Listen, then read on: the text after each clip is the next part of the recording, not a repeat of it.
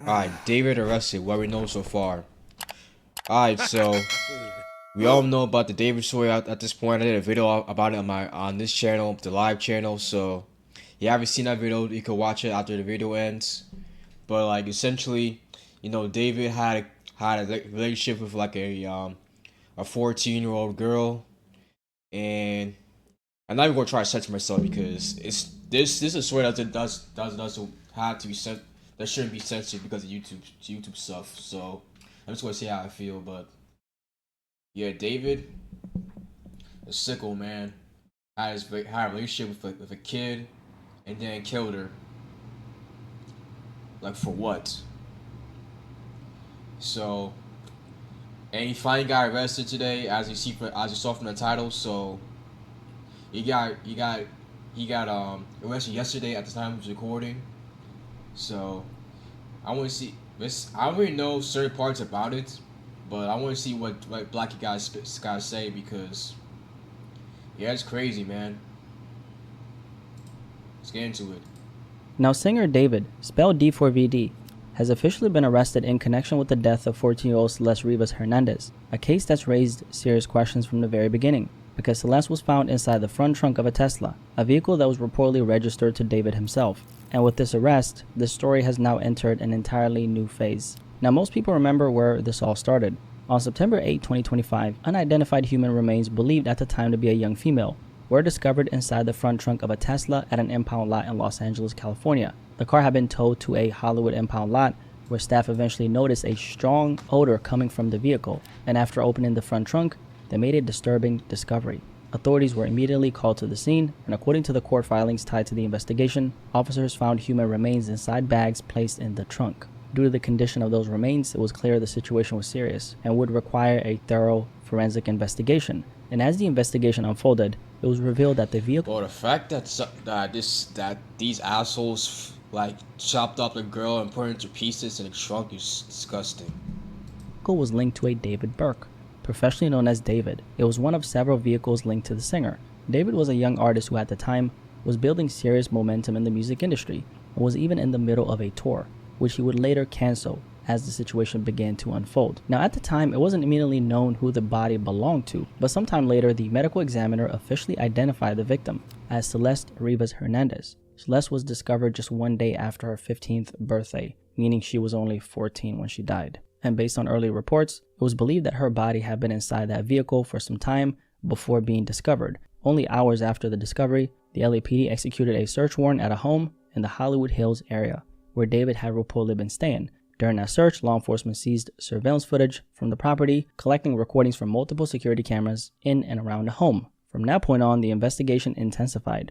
Authorities began speaking with witnesses, collecting evidence, and working to piece together exactly what happened. And for months, there were a lot of questions, way more questions than answers.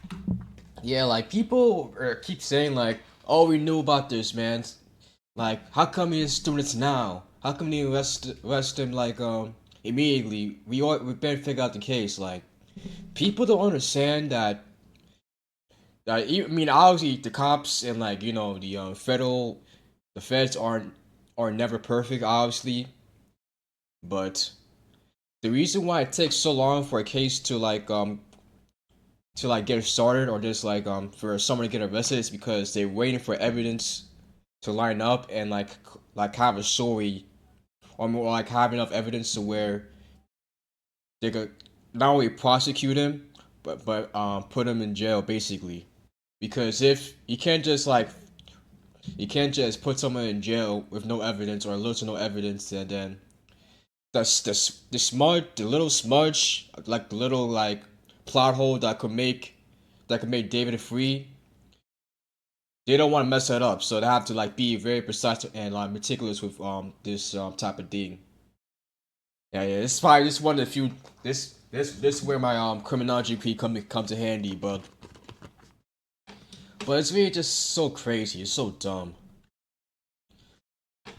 Like you just gotta be patient with stuff like this. I know people also said that like, oh, it's a celebrity, so like you got away with it, but like there's a lot of times where like cases take months, weeks, maybe even years to like get like an answer to. to get someone to get a suspect. So there's that. Because naturally, people were asking, how did this happen? How did all this connect back to David, a rising artist, someone operating in the mainstream world of music, now somehow linked to the murder of a 14-year-old girl? Now fast forward to today, nearly 7 months later, it appears investigators believe they've gathered enough evidence to make an arrest. It has now officially been confirmed that David has been arrested in connection with this case. So let's break down what we actually know so far. Now, according to the authorities, this arrest wasn't random. It was based on evidence and probable cause that was developed over time. And that part is important because this wasn't something that happened overnight. This was an ongoing investigation, something that's been building for months. But at the same time, it's also important to understand what this doesn't mean. This is not an indictment yet.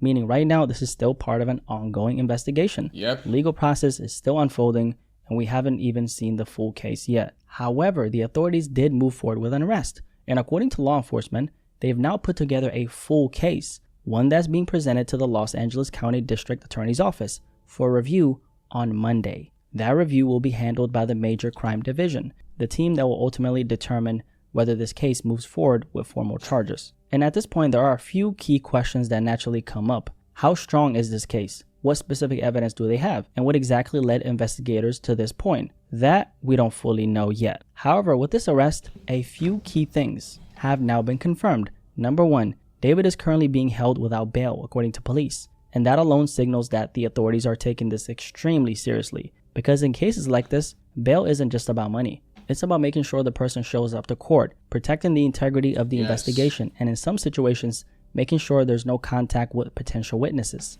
And for this case specifically, we already know that investigators have spoken to multiple people, conducted a bunch of interviews, and gathered witness testimonies along the way. And when you factor in that someone in his position would have access to significant resources, that can also become a consideration in situations like this. Again, it doesn't determine guilt, but it does tell you how serious this situation is being handled by the authorities at this stage. And this is where things start to get a little more complex, because one of the biggest reasons this case appears to have taken months to develop comes down to a single question investigators needed to answer. How did Celeste Rivas Hernandez actually die? Now, this has been a major point of contention in the case. Yeah, it's like, because since her body was so decomposed, and since it was chopped off, you could assume like she was murdered, obviously. So like that's easy, but like, she could die from like a gunshot. She could die from like knives. She could die from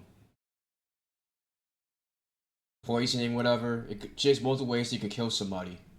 Because we do know that when 14-year-old Celeste was discovered, her remains were in an advanced state of decomposition, and that alone created a significant challenge for the medical examiner's office. Because without being able to clearly determine the exact cause of death early on, it becomes much harder for investigators to officially classify the case and move forward with certainty. Now, at the same time, of course, given the circumstances in which she was found, there are going to be immediate assumptions made. That's natural, right? I mean, just think about how Celeste was found, right? But from an investigative standpoint, assumptions aren't enough. Everything still has to be proven clearly and definitely. And in this case, a major part of that process came down to one thing: determining the exact cause of death. And now, after months of analysis, investigators are saying they believe they've reached that conclusion. But here's the thing. Authorities still haven't fully revealed how they reached that conclusion or what specific evidence led them here. And that raises even more questions. What changed? What did investigators find? We do know the condition Celeste was found in was extremely disturbing. Wait, if you're wondering why he censored his face, is because of like child safety policy rules and YouTube is so... I understand why, but it's like... It's not even just because of like... I'm sure he wanted to put her face in for like research purposes, but like YouTube is really like dumb when it comes to stuff like that, because you could end up getting like demonetized and age restricted for that stuff.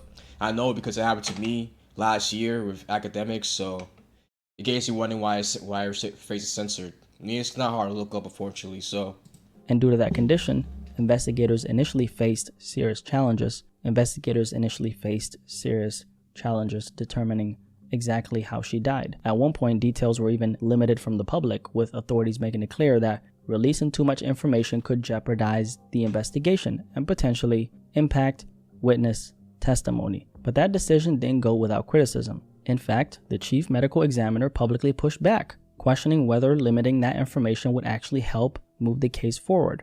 So for a long time, this case was being built quietly behind the scenes, with much of the information kept tightly and controlled. And now with this arrest, it suggests that investigators believe they've finally reached a point where they can move forward. Now, David actually has 3 different attorneys representing him in this case, and they made a statement about the arrest and said the following: "Let us be clear, the actual evidence in this case will show that David Burke did not murder Celeste Rivas Hernandez, and he was not the cause of her death. There has been no indictment returned by any grand jury in this case and no criminal complaint filed. David has only been detained under suspicion. We will vigorously defend David's innocence." We still don't know exactly what evidence authorities have, but what we do know is this: authorities believe it's enough to take action. And throughout all of this, by the way, David has remained completely silent. He's largely disappeared from social media and hasn't been publicly active in the way fans were used to. Yeah, he literally never posted anything since that. So like, I mean, I'm sure you knew. Let's just say hypothetically, right? Like if he was innocent, if he were just to say posting, that like people would have said he did it anyway, and like if he didn't, if he just stopped posting this to cooperate with the police and just like live his life, then like people are still going like find a way to put him in the muds. So like, but it's so obvious that he did it. So like, it's not like allegedly, of course, because it's so ongoing. But yeah, it's like I said, it's just so crazy, man. Like, I mean, I never listened to him. I listened to like the one song with Jason DeWeen. I think it's called Summer Uptown. Like I said in the last video I did about David, like it was just like 7 months ago when it first happened. When the situation first happened in September. So but I know people that do listen to him, so or listen to like a few songs from him. So like, it's just crazy how perception really changes. Seeing him. And behind the scenes, things appear to have been extremely uncertain, because while his public presence went quiet, the case didn't. Investigators were continuing to build it piece by piece, taking their time to understand. It really does wonders though, like what he was doing those 7 months from September to now. Like, was he just like living his life? Was he trying to like intimidate witnesses or like other people that know Celeste? Was he like what was he thinking about having like some sort of like alibi or getaway plan? Whatever. Like, there's so many possibilities of that. Like, I mean, like I said, we all know. I don't know at least why it took so long, but I'm sure police kept in contact with him to say like don't do anything until like we know who the primary suspect is.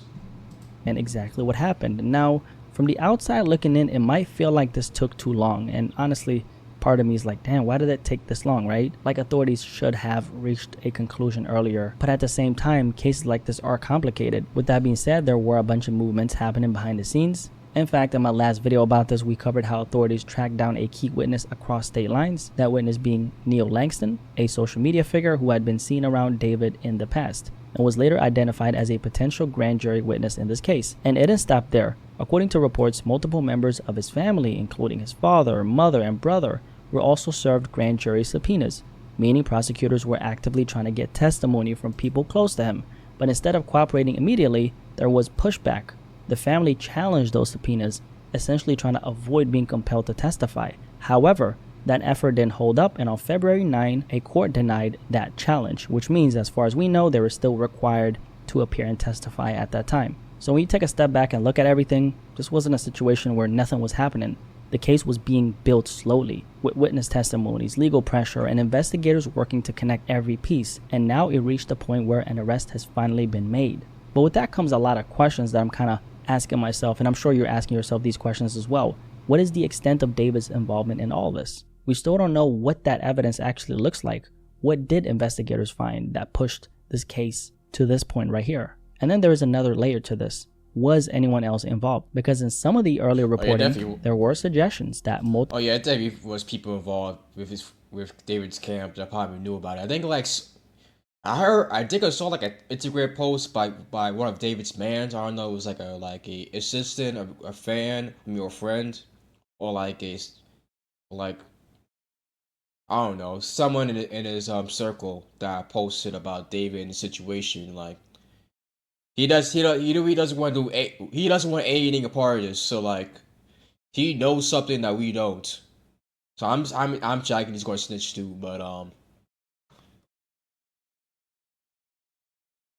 But if you look it up, you'll see what I'm talking about. But yeah, there's heavy people involved in this.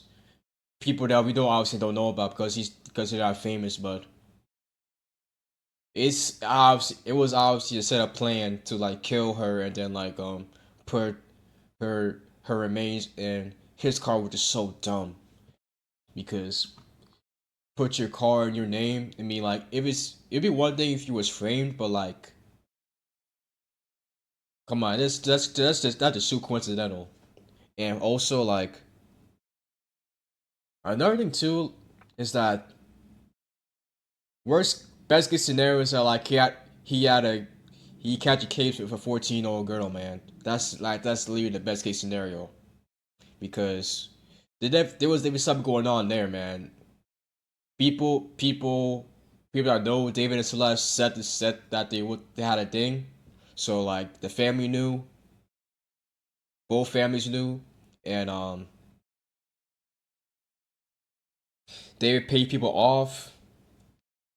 So like that's definitely some. So the best case scenario that's child endangerment and like no statutory rape because that's obviously like having having sex with a 14-year-old or younger. So